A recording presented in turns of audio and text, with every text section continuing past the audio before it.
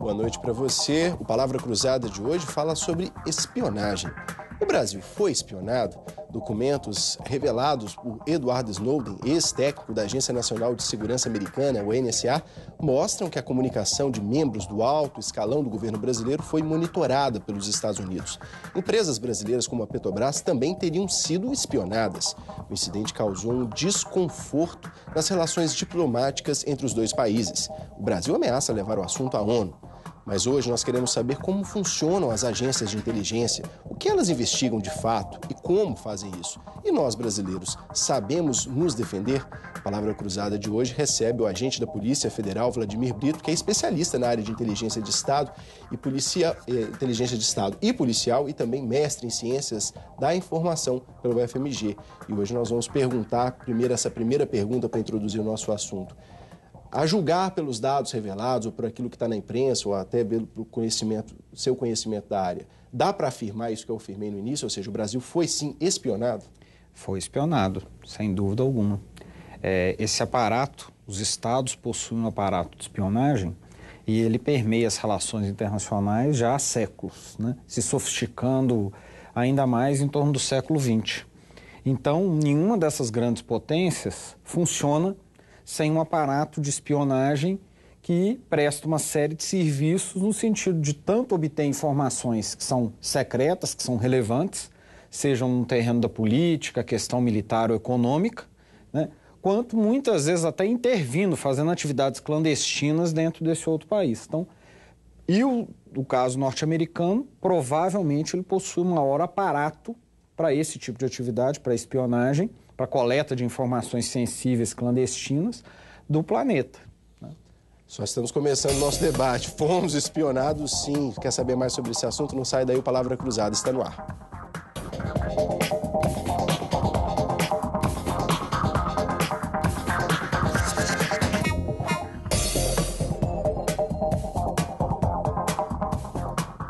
Participam desse programa aqui no estúdio da Rede Minas, a jornalista da Rádio Internacional, da Rádio Itatiaia, responsável pela editoria de internacional, Maria Cláudia Santos. Nós convidamos também a repórter, jornalista da Rádio Inconfidência, Florence Couto, e está conosco a redatora de internacional do jornal O Tempo, Heloísa Mendonça.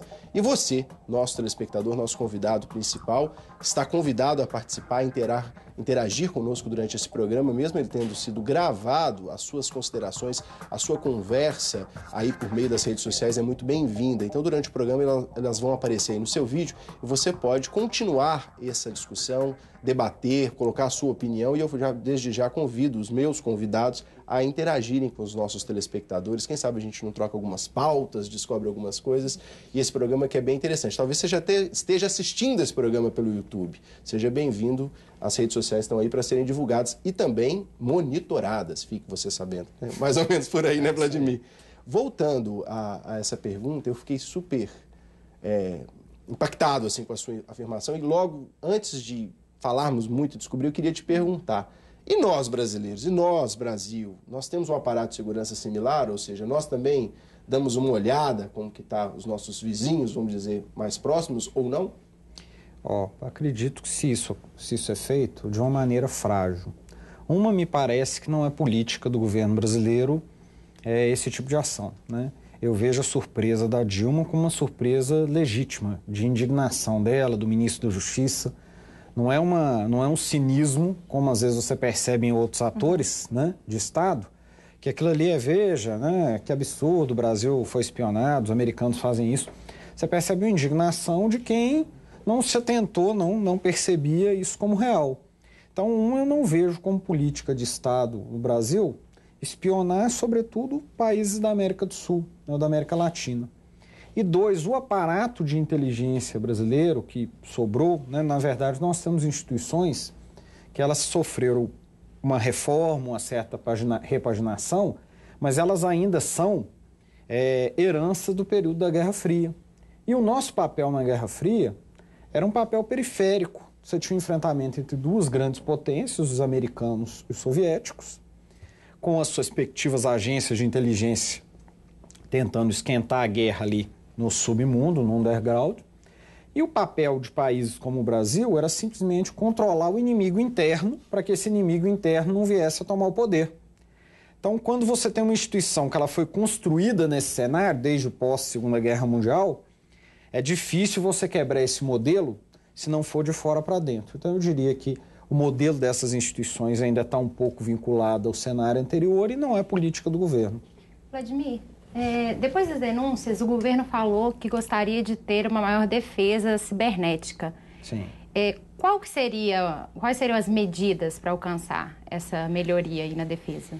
Esse problema é bastante complexo. Se eu fosse fazer uma analogia, eu diria que ele está tal qual o esforço científico norte-americano quando os soviéticos lançaram o Sputnik no espaço e eles estavam atrás da corrida espacial. Não é um esforço de curto prazo. Os americanos investiram maciçamente em tecnologia da informação. A internet foi criada por eles, né? Para se ter uma ideia, na minha opinião, a internet é um subproduto de uma política de Estado americano, que obviamente permitiu que tivesse inovação, criatividade, mas dos 13 servidores raiz da internet, que são os que a gente nomeia domínios, então você pode mapear a rede quase toda, 10 estão dentro dos Estados Unidos, sendo que uma parcela deles em agências militares, né? Você estão ali dentro. Quem autentica a internet, os sites, a VeriSite, que é uma empresa americana. A gestão também é feita a partir dos Estados Unidos. Os principais softwares que nós utilizamos são softwares de empresas norte-americanas utilizadas dentro dos Estados Unidos, de criptografia, inclusive. O conteúdo de tudo que a gente processa dentro da internet, Facebook, Google, está armazenado fisicamente nos Estados Unidos. Então, por exemplo, a NSA trabalha com criptografia, né? O principal mote dela, além de fazer interceptação de comunicações, seja telefônica, correio eletrônico, fluxo de dados dentro da internet, é quebrar a criptografia de um adversário. Por quê? Porque as informações mais relevantes que esse pretenso adversário teria tendem a ser as criptografadas, que são seus segredos, né? Então a NSA trabalha, inclusive já tem documentos desclassificados aí nos Estados Unidos, né, desse lote do Snow, mostrando que eles têm uma rubrica orçamentária só para incidir sobre empresas da área de criptografia e a empresa deixar uma porta para que a agência possa entrar. Os softwares que a gente compra dos Estados Unidos, todos, uma vez que você compilou o software, você não tem acesso ao que está lá dentro. Então, eles também podem ter portas ali.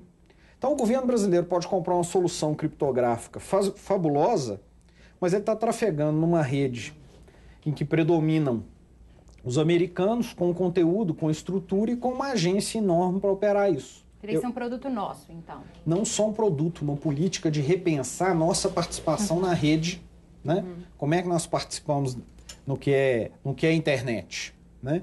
Como é que os nossos dados vão fluir? Por exemplo, hoje você está na internet, você não tem noção de quando você está dentro do seu país, quando você está fora. Verdade.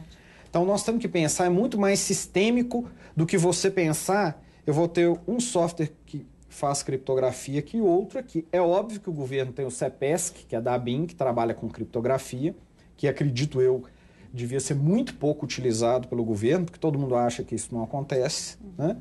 Então, você pode ter uma solução de curto prazo, que é uma solução criptográfica que seja nacional, que você tenha um conteúdo. Mas e o meu e-mail? E o software que a presidente entra todo dia, vamos imaginar que seja norte-americano e que você não pode auditar o programa, né?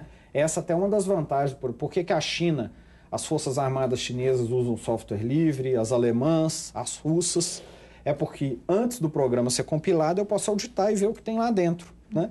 Agora, nós estamos falando de uma dimensão da espionagem, porque que ficou mais visível, né? Que ficou mais visível agora. Deixa eu só te pedir um favor, que aí eu não sempre recordo aqui, às vezes, para o nosso telespectador. Por mais óbvio que possa parecer, mas eu gostaria que você explicasse um pouquinho para o telespectador o que é criptografia.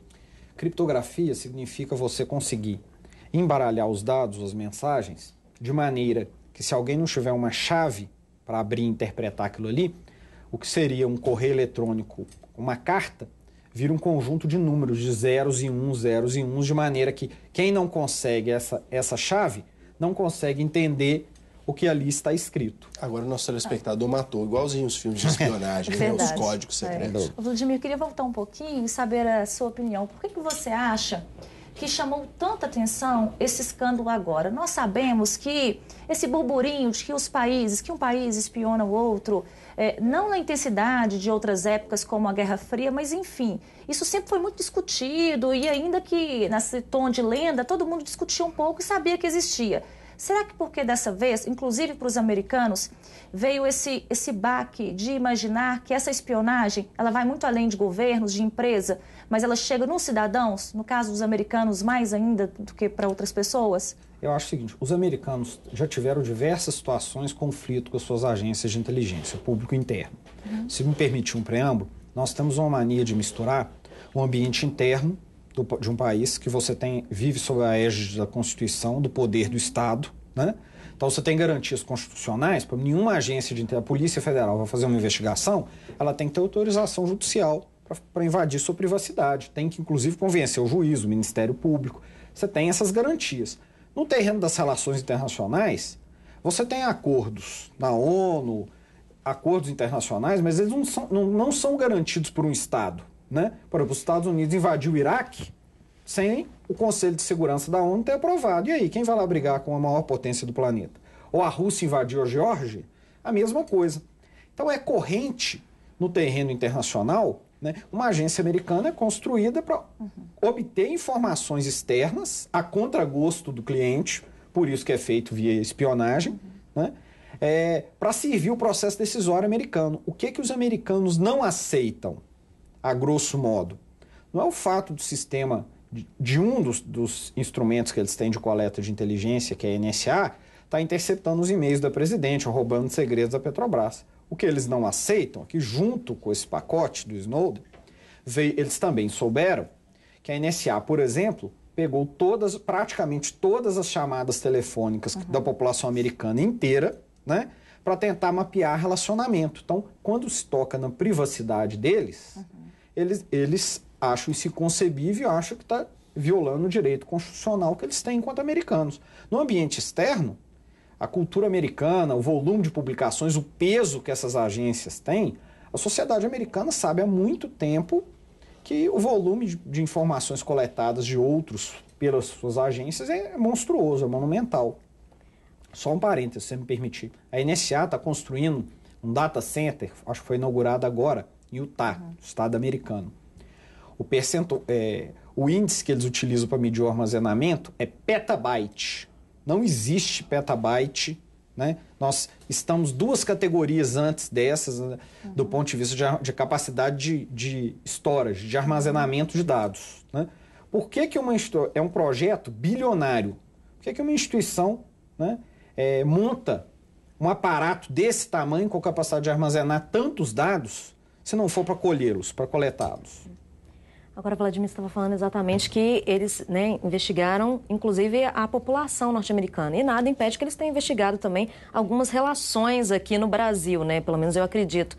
Na verdade, vai demorar muito tempo também para o Brasil, quando desenvolver, né, essas novas tecnologias e tal, para tentar defender não só o governo, vai demorar muito tempo para tentar defender também a população? Isso é possível? É possível. Não é possível só com soluções tecnológicas. Porque o que acontece é o seguinte, basicamente as agências de inteligência funcionam, o trabalho delas tem duas etapas. Coleta de informações e análise dessas informações. Numa estrutura igual à americana, que eles têm 16 agências dentro da estrutura da comunidade de inteligência deles. Então você tem organizações que são voltadas para um tipo de coleta. Por exemplo, a NSA coleta centralmente inteligência, o que a gente chama de inteligência de sinais, que é o quê? Comunicação telefônica, por correio eletrônico, tráfego de dados dentro da web, quebra de criptografia, ela é especializada nisso. A NGA, que é a agência deles de informações geoespaciais, ela coleta o quê? Imagem de satélite. Então eles têm hoje um conjunto, e foi inclusive o motivo do primeiro satélite ter sido posto no espaço, é a capacidade de você coletar imagens de áreas que são restritas. Por exemplo, o Brasil está fazendo um projeto no Rio de Janeiro, ele está construindo um dos seus submarinos de um projeto com a França, que vai chegar ao submarino nuclear. Muito provavelmente os americanos têm um conjunto de imagens bastante vasta sobre esses dados, porque eles têm uma agência só para isso, que recebe tanto recurso ou mais que a NSA. Tem outra, que é a parte mais clássica do que seria essa atividade de inteligência, que está associada à espionagem, que a gente vê o 007, que são as fontes humanas. A CIA é a agência americana que lida com isso, que é, por exemplo, a capacidade de você recrutar pessoas dentro do Estado adversário, dentro do meio empresarial, para te dar informações privilegiadas ali dentro. Por exemplo, tem um mapa que a NSA fez mostrando os e-mails com quem a presidente da República troca e-mails. Isso. Qual um dos grandes sentidos de você fazer isso? É conjugar fontes, é eu dizer quem vale a pena recrutar aqui, a quem vale a pena subornar, quais são as posições que existem aqui dentro que vão me trazer não só o que ela está falando externamente, mas o que ela está discutindo dentro do gabinete. Se existe CIA... E qual deles seria mais vulnerável, né? Que aí, e qual deles seria mais vulnerável? Qual está mais aberto? Que aí descobriram até que membros do alto escalão chegaram a utilizar e-mails pessoais para tratar informações de Estado. Aí ficou mais fácil até. E mais do que isso, técnica de recrutamento de uma pessoa começa, às vezes é um ano antes, né? Às vezes é você fazer com que a pessoa não perceba que existem interesses diferentes. Por exemplo, eu te forneço um curso. Esses programas todos que você tem, às vezes, por parte do governo americano, de vá aos Estados Unidos, fique, conheça a área correlata sua, né? Então, e assim por diante. Isso tudo são instrumentos de cooptação em que a pessoa, às vezes, ela não consegue diferenciar os interesses nacionais dela em relação aos interesses de outro Estado. Isso tudo é política pensada, né? O que eu estou falando aqui, eu estou lastreado em cima de documentos classificados americanos, de teóricos da área que trabalharam na área de inteligência e produziram. Não tem nada de teoria da conspiração. É tudo calcado em informação disponível, pesquisável. Anterior ao Snowden. Né? Muito anterior ao Snowden. Agora, até para o nosso telespectador, né, Flória, você tocou na proteção. Sim. Diante do que o Vladimir colocou, e talvez seja a primeira vez que eu vejo essa abordagem, a situação...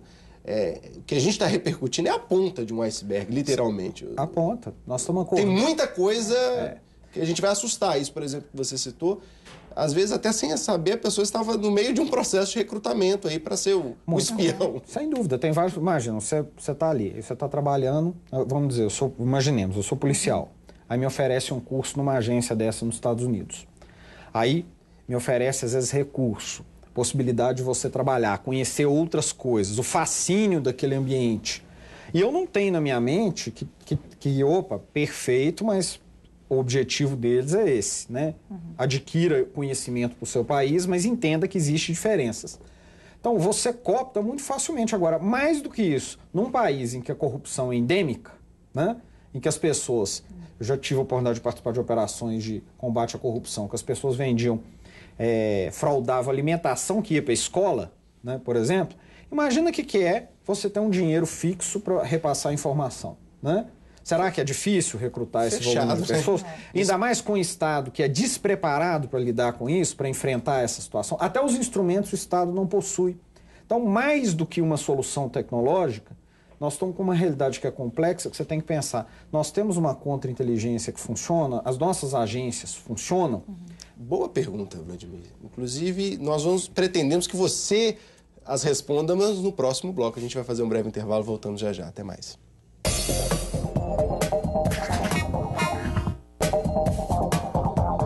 Palavra Cruzada está de volta. Hoje nós conversamos sobre espionagem.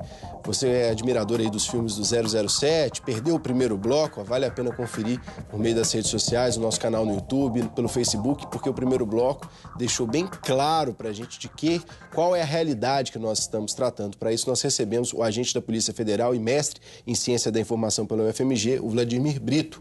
Está conosco também as jornalistas, um programa de jornalistas, a Maria Cláudia Santos, que é da Rádio Itatiaia, da área de internacional, a Florence Couto, que é repórter da Rádio Inconfidência, a nossa Rádio Inconfidência, e também a Heloísa Mendonça, que é redatora de internacional do jornal O Tempo.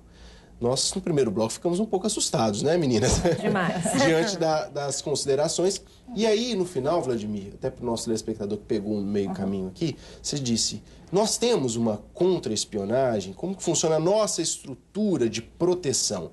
Aí eu gostaria que começássemos daí, pode ser? Claro. Eu acho que nós temos um problema em relação à questão da contra-espionagem, contra-inteligência. Você tem profissionais extremamente capazes na ABIN, no CEPESC, nas Forças Armadas, na Polícia Federal. Mas tem uma professora da UFMG, pesquisadora da história, que ela escreveu um livro, inclusive, sobre a história da ABIN, que é a professora Priscila, e ela fala a questão do estigma. Então é o seguinte, essas agências foram conspurcadas durante o período da ditadura militar e elas estão associadas à população à repressão política. Nós não as vemos, como os demais países veem, como agências que possam defender os interesses nacionais, proteger a sociedade e assim por diante. Então, nós as temos, mas não as temos. A sociedade civil, o próprio governo, ele tem pouquíssimos especialistas que estão no núcleo da gestão do Estado que entendam como isso funciona. Então, você cria dicotomias para poder trabalhar, né? Por exemplo, o caso da ABIN. Ela, hoje, lida com duas áreas, que é a inteligência, pretensa inteligência externa e inteligência interna. É recomendável? Não. Porque no terreno da inteligência interna, eu tenho obrigação de respeitar a Constituição, as leis, ter autorização judicial. Eu estou lidando com a soberania do meu país e com os cidadãos do meu país. No terreno externo, não que eu defenda esse modelo, mas o modelo que predomina é eu posso fazer qualquer coisa porque eu estou defendendo os interesses da minha pátria. Então, por exemplo, a CIA, ela tem um setor de covert actions, existem assassinatos que são submetidos ao presidente formalmente e a um setor do Congresso americano, ele autoriza assassinato, autoriza ações de subversão, autoriza campanhas de desinformação para você desestabilizar um governo. Isso tudo são feito por essas agências de inteligência. Então, é recomendável que o mesmo indivíduo que opera do lado de fora para defender o país dele e ele faz qualquer coisa, ele opere do lado de dentro, em que ele tem que respeitar a Constituição?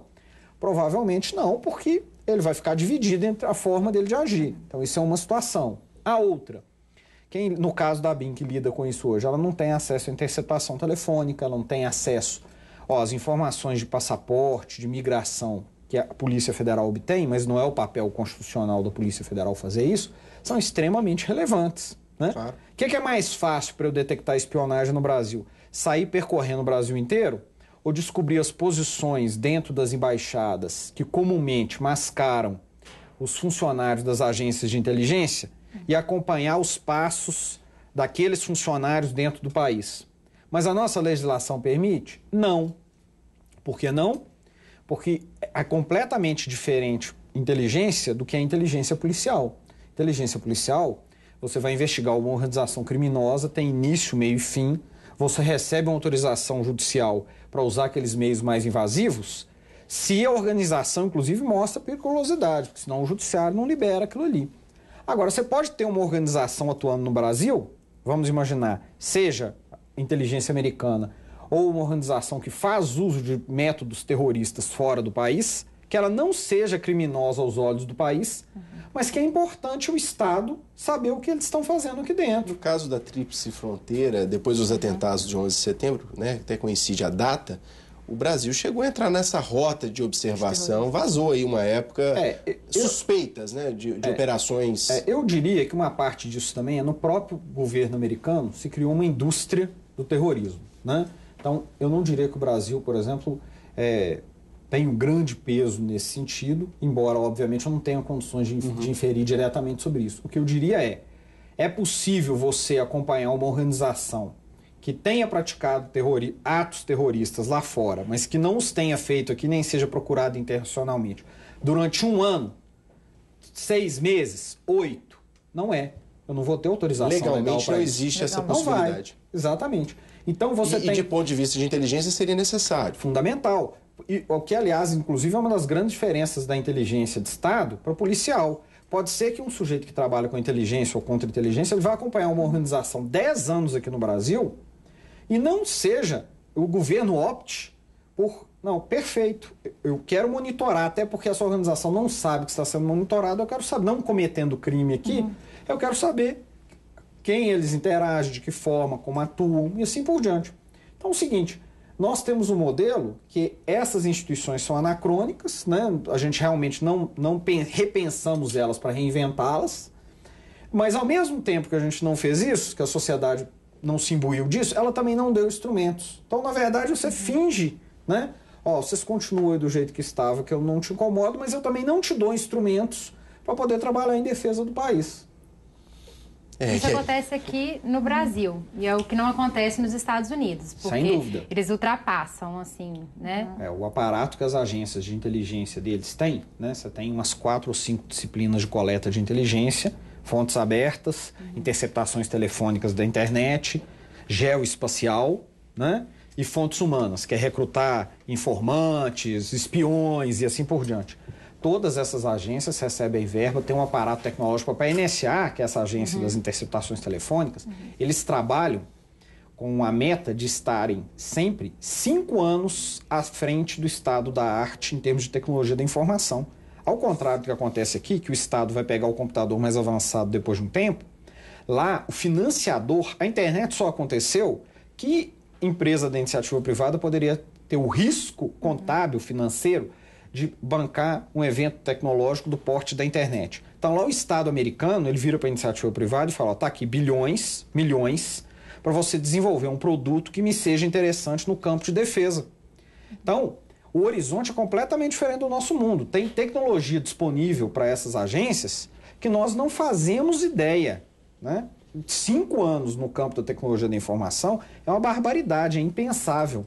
E ao mesmo tempo, Florence, já te passo só porque é só um lampejo aqui. Eu fico pensando, todo mundo alimentando uma grande rede de informação. Hoje a internet é uma fonte de saber quase que inesgotável e nós todos estamos alimentando algo que as pessoas têm dificuldade de entender que existe sim um lastro físico. Sim. Em algum lugar, os data centers, que são gigantes, etc., consomem uma grande quantidade de energia, estão ali. Ou seja, uma hora ou outra na história, não tenhamos dúvida que, se necessário for, esse conhecimento ele vai ser chaveado, se necessário fosse, né? Só uma especulação, Florence, por favor. Não, eu fico imaginando que diante disso, né, já que de tudo que você já falou, e inclusive do fato de nós estarmos há anos-luz nessa questão em relação aos Estados Unidos, eu fico pensando em relação a outros países. Outros países que estão se desenvolvendo até mais até que o Brasil, como por exemplo China e tal. Será que esses países também não estão invadindo o Brasil? Isso é possível? Completamente possível. A nossa ignorância é tão grande que às vezes você escuta informações de que a China quer proteger a sua internet, né? E a gente discute que Estado totalitário. E é verdade, nós temos diferenças com o modelo de governo chinês. Na verdade, paradoxalmente, nós temos até muito mais proximidade com o modelo americano. Mas são agências que entendem o que está acontecendo no mundo hoje, né? O aparato americano, a capacidade, e eles estão lutando ali dentro dessa estrutura. A China, a Rússia, se a gente for pegar dos BRICS, né? Nós somos o país inocente, né? O país que está acordando para que o mundo é mau, as relações internacionais são completamente diferentes do ambiente interno. É compreensível, a gente estava lutando para sobreviver, para não ter inflação, para distribuir renda, né? Nosso país é enorme, estava olhando para si mesmo. Mas o mundo lá fora, a dinâmica dele é completamente diferente do que é o nosso Estado Nacional aqui, né? O aparato que esses setores têm disponível, recurso, então hoje russos, chineses, alemães, franceses, italianos, israelenses, canadenses, todos esses atuam dentro desse contexto, disputam informações e assim por diante. Seria caso da gente pensar, aí agora ampliando mesmo a discussão, seria a hora de levar essa discussão para o legislador, ou seja, no momento de se fundamentar, não só a legislação, mas até mesmo criar essas estruturas, ou seja, se o Brasil não tem esse meio de olhar para fora, essa preocupação, não seria a hora da criação de uma agência com esse objetivo, com esse foco, distinto do que você já nos explicou? Uma coisa é a agência interna, a outra coisa é uma estrutura de segurança internacional? Eu acho que nós temos que rever o nosso sistema de inteligência, nós temos que rever o que é a internet para o país. De forma alguma eu estou aqui advogando que a internet traz várias vantagens, facilidades, benefícios, mas é entender que existe uma esfera lá fora que nós não dominamos, né? E que nós temos que ter tecnologia. Não é que eu não vou usar a tecnologia do outro, mas tem algumas situações sensíveis dentro do Estado que você não pode ficar à mercê de um aparato tecnológico que é uma caixa preta, que você não domina o que está lá dentro. Então, por exemplo, a tecnologia para a exploração do pré-sal, um exemplo claro de uma questão econômica. Isso é um segredo de Estado que não deve ser divulgado em lugar nenhum. Não, e a Petrobras advoga, nós tomamos todas as medidas de segurança possíveis, né? Só qual o problema?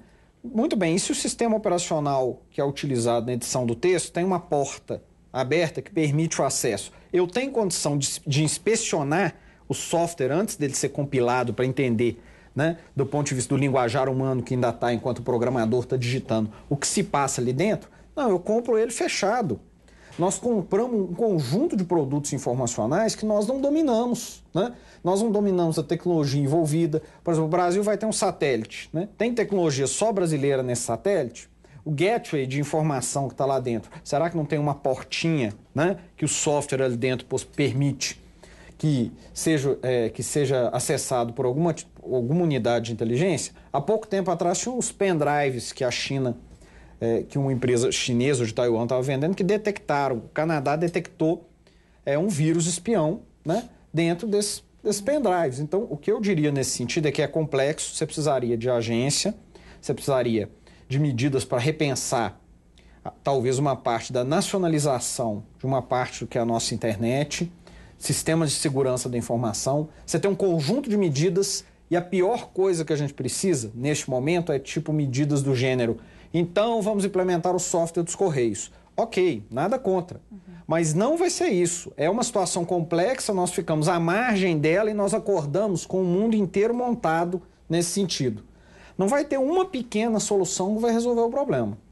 Ô, Vladimir, você citou que para essa estrutura de espionagem, por exemplo, americana, de repente a chinesa e outras grandes, conseguir funcionar, tem a parte tecnológica, tem essa parte humana. Sim. Necessita de pessoas, de brasileiros, inclusive, que façam parte desse esquema, digamos assim. Isso inclui também empresas. Sem dúvida. Empresas ou instaladas no Brasil, ou até empresas brasileiras ou com parte de capital brasileiro, acaba trabalhando para esse esquema de levar nossos dados para fora.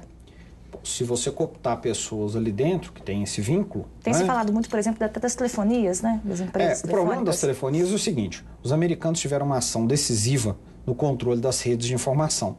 Então, eles... Por exemplo, a minha orientadora, a professora Marta Kera, ela tem um estudo muito interessante mostrando o seguinte: o Estado brasileiro já teve uma política informacional, no período militar, inclusive. E ela estudou o caso francês, mostrando quando aconteceu o Minitel, que era um sistema que as pessoas navegavam pelo telefone, elas conseguiam ter acesso a serviços, e o Minitel deixou de operar porque ele foi suplantado pela internet. Então, o que acontece hoje é que grande parte das empresas internacionais que operam, transmitem, trafegam dados, que as empresas locais têm que contratar, são empresas com vínculo norte-americano, com software norte-americano, com tecnologia norte-americana, em que o Estado americano é um player decisivo para várias delas. Um dos principais promotores do desenvolvimento tecnológico dessas empresas da iniciativa privada, a gente conhece como grandes desenvolvedoras, é o financiamento que o Estado americano dá. Então, na verdade, você fica à margem, mesmo que o sujeito da empresa de telefonia esteja bem intencionado, ele não tem como te garantir que aquela sequência, aquele esqueleto, né, aquela espinha dorsal de tecnologia que ele utiliza ali dentro, em algum momento não está sendo utilizada por um adversário, porque a gente não domina nada dessa tecnologia, nada é nacionalizado e mais, nada é aberto, né? Você compra o software ou a infraestrutura toda fechada. Mas aí que eu pergunto, Vladimir, nada do que a gente conhece, ou assim... Existem várias iniciativas na própria internet, você até citou algumas delas, que são dos softwares livres.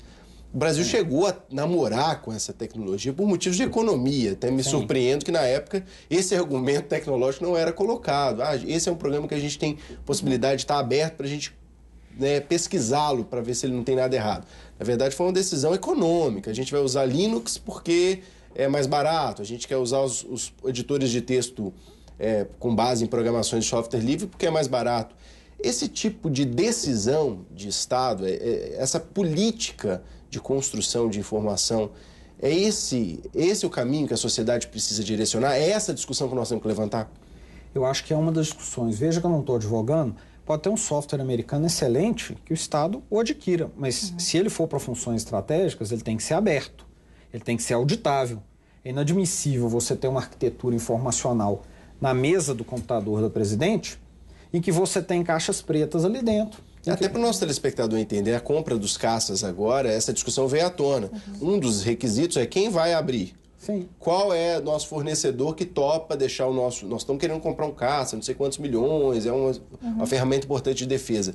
Qual que topa mandar e o software dele é aberto para a gente dar uma olhada se não tem alguma porta ali que dizia, em caso de combate, aperte esse botão, todas as aeronaves caem. Então, se você me permitir um exemplo, na Guerra das Malvinas, grande parte, quase tudo que a gente faz hoje é lastreado por GPS. GPS é o sistema satelital gerido pelo Ministério da Defesa norte-americano, pelo aparato de Estado norte-americano. Na Guerra das Malvinas, os americanos acabaram com a precisão do GPS, porque eles eram aliados dos ingleses. Para os mísseis argentinos, que eram comprados com essa tecnologia, né, não acertarem os alvos. Se amanhã você, por exemplo, vamos imaginar num eventual conflito, você quiser tanto tornar aquele dado impreciso quanto desligá-lo, né, você desliga. Até que ponto nós, hoje, do ponto de vista do roteamento físico dos dados, do fato dos americanos dominarem a gestão, né, inclusive a gestão dos domínios, até que ponto nós não poderíamos ficar, por exemplo, à mercê desse tipo de circunstância também?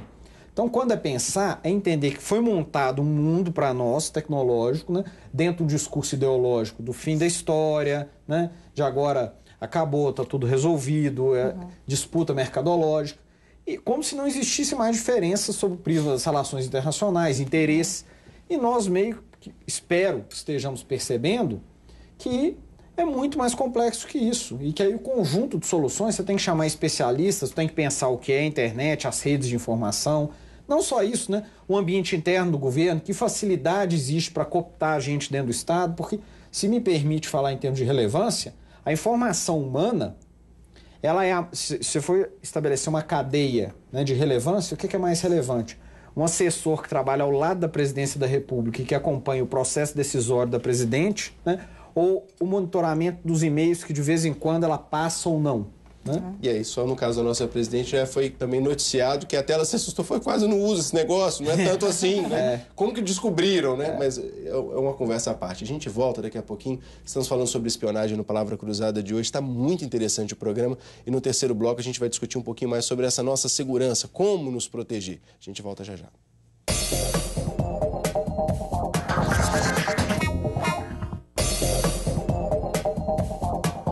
Palavra Cruzada está de volta, e aqui no estúdio o agente da Polícia Federal e mestre em Ciência da Informação pela UFMG, Vladimir Brito, está nos explicando e nos contando, dando um programa bem didático, a realidade desses serviços de inteligência, comparando o Brasil com o resto do mundo. No primeiro bloco, a gente definiu um pouquinho como que funciona essas agências. O Vladimir explicou muito bem o que é a NSA e outras agências similares. No segundo bloco, nós percebemos o quanto somos vulneráveis e gostaríamos de tocar diante dessa nossa vulnerabilidade. Estamos pensando em sistema, né? Pensando em política de informação para o nosso país. Diante do que foi ventilado, diante da reação diplomática, até a Florence pode nos ajudar nas perspectivas diplomáticas, né? Estudante de relações internacionais, etc. O que você espera, Vladimir, desse episódio? O que a gente pode esperar de encaminhamento? A presidente deu aquela olhada para o Obama, fiz até uma piadinha no Facebook, quando ela chegou perto do Obama falou, eu sei sobre o que você vai falar, esse é o problema. O que você espera dessa situação? Eu espero que o governo tente, a partir de um conjunto de especialistas, montar uma ação sistêmica. Acho que a nossa sociedade não precisa, por parte do governo, de nenhuma solução messiânica de curto prazo. A gente precisa de um caminho. Esse caminho vai, na minha opinião, em repensar o que é o nosso sistema de inteligência no Brasil, qual a efetividade, o dinheiro, né, o valor que a sociedade dá e o que ela espera dele. E repensar, a partir de uma política de informação, como é que a gente se insere nesse contexto informacional global. Porque, por exemplo, existe uma incubadora de empresas criada pela CIA, chamada Inquitel. Diversos dos grandes softwares que depois foram comprados por grandes atores, inclusive esses de imagem, né? Que por que interesse da CIA de um software, por exemplo, de georreferenciamento? Porque é uma coisa mais fácil para você localizar alguém do que você andando com seu celular, né? Aqui, georreferenciado. Para que essa informação? Te dá acesso fisicamente, né? E mais camadas e camadas de informações. Para que eu vou precisar deslocar alguém para fotografar um lugar se alguém vai fotografar e postar georreferenciado num imenso repositório ali? E se ele não quiser fotografar, eu aciono a câmera dele à distância e manda a foto por para mim? Por exemplo, eu uso a câmera dele para poder acompanhar aquele ambiente. Então, é esse nível. E aí, como nós estamos à mercê de uma agenda informacional que o Estado não teve essa política informacional para dizer qual o projeto da nação brasileira, onde ele se alinha nesse mundo globalizado, tal qual é a nossa agenda econômica, política, né, nas relações internacionais, qual é a nossa agenda informacional, aonde a gente se alinha e existe interseção e onde existe diferença e nós temos que desenvolver essa tecnologia ou desenvolver essa forma. E isso tudo são soluções para um Estado que não tem noção nenhuma, que dentro do aparato dele você tem pouquíssimos especialistas nesse terreno, eu falo no núcleo decisório, né? Você precisa de acúmulo, você precisa acumular para a partir disso construir uma direção e começar a implementar. Ô Vladimir, diante dessa nossa vulnerabilidade, dessa ausência de agendas, nós sabemos que precisamos descobrir um caminho e que descobrir esse caminho ainda vai levar um tempo, né? Nessa Sim. corrida toda, nesse mundo de alta tecnologia, com países muito mais desenvolvidos. Então, que qualquer brasileiro, qualquer cidadão pode ter consciência que vai demorar um tempo para essa proteção. Enquanto isso acontece, talvez até como uma mensagem, um aprendizado de todo esse episódio que tem sido tão discutido, é hora do cidadão começar a repensar a postura dele diante dessa era de invasão total de privacidade, essa exposição que nós hoje temos aí nos colocado na internet, enfim, com os nossos smartphones, enfim, colocando toda a nossa vida aí para ser acumulada para dispositivos de espionagem, sei lá por quem, quando, como e onde? Sem dúvida, o que você está trazendo, na minha opinião, é uma questão muito interessante. Você tem que ter noção, eu tenho diversos colegas que não têm vida digital nenhuma, né? Por quê? Porque tem noção do que é isso. Eles perdem algum aspecto, ganham outro. Eu passei a ter, por conta de pesquisa, atividade, chegou um ponto que o bônus compensa o ônus, mas eu não tem nada do que eu acho absolutamente relevante dentro da minha vida que eu jogue nessa esfera. Então, o cidadão, quando ele coloca a vida inteira dele do ponto de vista digital, ele está se expondo, inclusive, até para o bandido, para a organização criminosa desse nível. Do ponto de vista dos outros atores estatais, eu diria que o perigo sai do terreno do indivíduo, né? E entra no terreno do ator, do sujeito que atua dentro do Estado, do empresário, do gestor, né, de empresas que são estratégicas. Esse cara, com certeza, ele é um alvo direto, né? E é um alvo desses repositórios de, opa, meu celular me levou para a Inglaterra para o encontro e eu estou sendo posto, seja o referenciado por alguém, ou depois eu fui para a China, idem. Então, essas instituições, essas organizações e as pessoas que as compõem têm que repensar bastante o seu modelo de gestão tecnológica, de uso de tecnologias. Já existem, inclusive, empresas hoje que você tem salas protegidas, você não entra com o celular lá dentro. Então, essas empresas vão ter que pensar bastante o custo-benefício, até onde é bacana o uso da tecnologia, até onde ele vira prejuízo, né? E até onde, Vladimir, a gente pode confiar também nesses intercâmbios que são feitos? Eu digo porque atualmente a gente tem enviado muitos estudantes para outros países e a gente aprende também com esses países. Mas até onde a gente pode garantir que o que a gente está aprendendo é suficiente para a gente conseguir, né, depois resolver essa questão que a gente está discutindo hoje? Tem uma dimensão das relações internacionais, né? Você que estuda isso, você tem o poder duro, né?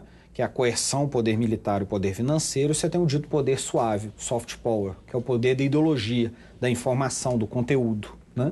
Então, diversos programas que são disponibilizados por aí são programas do poder suave, de você ganhar aquelas pessoas para a perspectiva ideológica daquele Estado, daquela sociedade. Então, óbvio que nós não podemos cair no contraponto, que é o xenofobismo, que é não me relaciono com nenhuma outra nação. Nós temos que nos relacionar. Mas em determinadas áreas do Estado, você tem que entender que isso existe. Pra você ter uma ideia da dimensão dessa questão do soft power, tem inclusive vários estudos sobre isso, publicações norte-americanas, que se chama a Guerra Fria Cultural. A CIA, durante a Guerra Fria, o início da Guerra Fria, com medo dos intelectuais irem à esquerda, irem para a saída comunista, eles criaram uma esquerda dentro do capitalismo. Então, eles começaram a fomentar a publicação de livros, congressos, encontros, discussões, promoveram atores. Para quê? Para esses atores criticarem o capitalismo dentro do capitalismo. A maior parte, sem inclusive ter noção de que estava fazendo isso. Mas o que é que eles estavam servindo? De dique, né? De, opa, todos os descontentes paravam. Não, veja, aqui no nosso modelo liberal existe oposição, existe debate ideológico. No modelo russo, Comunista, não. E ela é controlada e nem sabe. Não faz ideia. Porque o seu livro, ó, quer ver? O George Orwell, que escreveu A Revolução dos Bichos, ele era de esquerda, comunista durante uma parte da vida, e ele escreveu esse livro criticando o stalinismo. A Revolução dos Bichos, e depois em 1984, foi transformada em grandes epítetos contra o próprio comunismo que ele reivindicava em parte. Então, e ele nem teve essa noção, e o livro dele foi quase panfletado. Ele, dentre outros, né? Isso tudo pesquisa com base no documento que foi desclassificado, não tem nada de leitura abstrata, inferência. Então, assim, o nível da sofisticação com que se está lidando é muito grande. Eu até acho, nessa mesma linha, que esses documentos vazados pelo Snowden tem essa dimensão. É chamar uma distração, mostrar um problema. Olha, gente, ali um problema. Corre todo mundo para ver se vocês... Fiquem de olho na NSA. Por favor, observem bem a NSA e deixa a gente... Deixa assim em paz, deixa outros agentes... Eu ia até perguntar, depois desse vazamento, né? A gente está sabendo sobre o monitoramento. Alguma coisa vai mudar na postura dos Estados Unidos? Não. Nada. Mesmo com a pressão, o pedido de uma resposta do Brasil, né? Agora a Dilma foi um pouco mais dura, um pouco, né? Falou que queria saber tudo e a resposta teria que vir hoje e não veio. Daí a gente já percebe um pouco... Vamos imaginar, nós vamos dizer o quê para os Estados Unidos? Se não, nós saímos da internet. Não.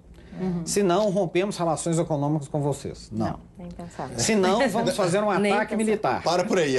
Nem Né? pensar. Então, na verdade, é o seguinte, é a sensação da impotência de quem acordou, dormiu confiando no modelo, você pegou seu dinheiro inteiro, jogou no sistema financeiro. Eu confio, está aqui minha aposentadoria. No outro dia você acordou, aquele banco não existe mais, o seu dinheiro sumiu. Né? Nós acordamos nessa situação. Nós precisamos ficar nela? Não. O nosso país tem um patrimônio tecnológico, informacional, intelectual, dentro das instituições, inclusive de inteligência, que nos permite sair dessa situação, né, de fragilidade e disposição absurda. Mas não é um caminho de curto prazo, né? E nós temos a primeira coisa que a gente tem que fazer, dentro da minha perspectiva, é entender isso, para a partir disso começar a trilhar o caminho. Eu gostei quando a Maria Cláudia trouxe isso para o lado pessoal, de certa forma. A gente fez um programa logo que soltou essa história da espionagem pessoal, ainda não havia esse aspecto, né, de Estado. A gente fez um programa e ficou muito claro, né, você que assistiu, que não existe privacidade dentro da internet. Tudo que você está fazendo é como se você andasse na rua. E aí eu acho que, volto a dizer, diante de tudo que foi conversado hoje, que é mais um momento da gente chamar a atenção do telespectador para isso. Olha, você está usando, você pode utilizar a tecnologia, mas saiba que ela é vulnerável. Então, se você tem uma informação, um segredo, é uma situação que vai te trazer algum tipo de prejuízo, mude, busque informação, uma forma de se proteger. Não só de uma NSA da vida, mas até mesmo de hackers, de pessoas que estão próximas de nós. Né? Ou seja, não tem mistério nenhum nesse caminho. Né? E em nível interno, você tem organizações criminosas que sabem da fragilidade desses sistemas e que obtêm informação das pessoas o tempo inteiro, que se beneficiam com isso. Se você for pensar sob o prisma do cidadão comum, né, esse ambiente digital é um ambiente de múltiplas portas que, para quem tem conhecimento tecnológico, é relativamente fácil obter. Então, assim, realmente isso você colocou, eu concordo, as pessoas têm que entender em que terreno estão entrando. Ótimo, eu ganho me comunicando, ganhando agilidade, eu mando meu e-mail, texto, eu não preciso deslocar mais. Perfeito, né? Mas algumas coisas, se eu sei que podem me comprometer ou afetar profundamente a minha vida se caírem na mão de terceiros, eu vou ter muito cuidado para poder lidar dentro desse ambiente. Isso é uma boa dica para a vida, né? E se tem uma coisa que vai te comprometer, uma boa dica, né? Então, diante do policial, não faça. É muito mais simples, né? Sem dúvida. Evite. Eu vou falar isso aqui. Se alguém lê, podia ser um crime, podia ser perjúrio, calúnia, difamação, por exemplo. Então não fale, nem para o seu colega, não mande. É mais simples, né? Nem pessoalmente, de preferência. Eu não diria. Em relação às organizações criminosas, eu só ponderaria que, independente do meio que elas atuam, se o Estado se debruça para poder persegui-las, certamente elas vão ser afetadas. O indivíduo pode ter cuidado 99% do tempo. Se um dia ele cometer um deslize, à medida que o Estado está operando em cima dele, você vai detectar e desmontar a organização. Boa, Vladimir. Então, gente, a vulnerabilidade, a impotência é internacional. Aqui dentro tem Polícia Federal, tem aparato de poder. Vamos deixar claro, né? Gente, caminhando para o final, as considerações finais dessa história toda da espionagem. Eu estou ainda muito ansioso para pensar como é que é o mundo depois dessas revelações. Mas aí eu fico pensando, o mundo já estava todo mundo sabendo, é a gente que vai ter que mudar daqui para frente, né? Assim, parece que o negócio é muito com a gente. Né? Sem dúvida, nós não estávamos acordados para que as relações internacionais não são a reprodução, né, do ambiente nacional. Acho que o grande desafio que nós temos aqui, independente, obviamente, de ser legítimo as pessoas quererem proteger sua informação aqui agora, é o Estado pensar o seu modelo de inteligência, é o Estado pensar uma política nacional de informação, né? O ambiente tecnológico que nós estamos inseridos, o que é vital para o Estado e o que não é vital, né? Sem cair em exageros. E acho que a sociedade inteira cobrar, porque eu já tive a oportunidade de dar entrevistas antes, na primeira época do primeiro original, vazamento. Primeiro vazamento, do Julian Assange, assim por diante. E essa discussão falou, o que foi liberado até aqui agora é insignificante em relação ao que é coletado. Obviamente que aquilo saiu de pauta, nós esquecemos, a vida seguiu.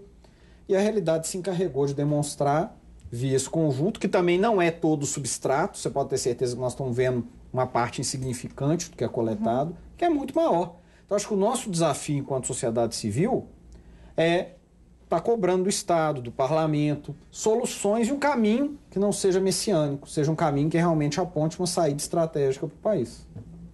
Gente, nós estamos chegando bem nas considerações finais. Eu me recordei aqui só de uma pergunta, até para o telespectador também se informar. A internet, a própria rede, nós falamos como ela surgiu aí no primeiro bloco um pouquinho.